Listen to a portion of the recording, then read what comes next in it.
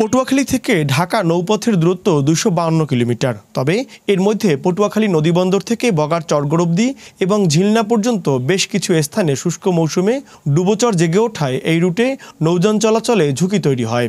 এছাড়া ঘন কুয়াশার কারণে বিভিন্ন সময় যাত্রীবাহী লঞ্চগুলো ঘন্টার পর ঘন্টা ডুবোচরে আটকে থাকায় যাত্রীদের ভোগান্তি বাড়ে কয়েক গুণ। চরের কারণে বিভিন্ন লঞ্চে দুর্ঘটনা ঘটে, আমরা মৃত্যুর সংবাদ শুনতে পাই। নদীর নাব্যতা বেড়ে যাওয়ার কারণে আমরা নৌপথে চলাচল করতে বাধার সম্মুখীন হই।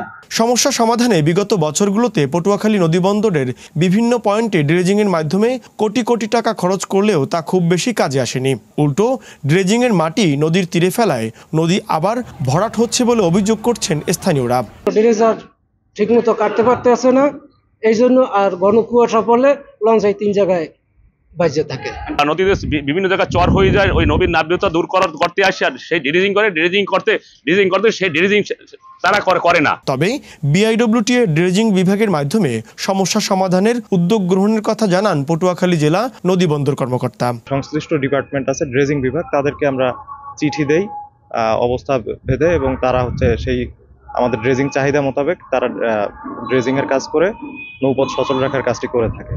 পটুয়াখালীর পায়রা সমুদ্র বন্দর পুরোপুরি চালু হলে পটুয়াখালী ঢাকা নৌরুট সহ জেলার অভ্যন্তরীণ রুটগুলোতে নৌপথে পণ্য পরিবহন বাড়বে। আর সে সুবিধার কথা মাথায় রেখে নাব্যতা সংকটের সমাধানে দীর্ঘমেয়াদী পরিকল্পনা ও উদ্যোগ গ্রহণের দাবি জেলাবাসীর।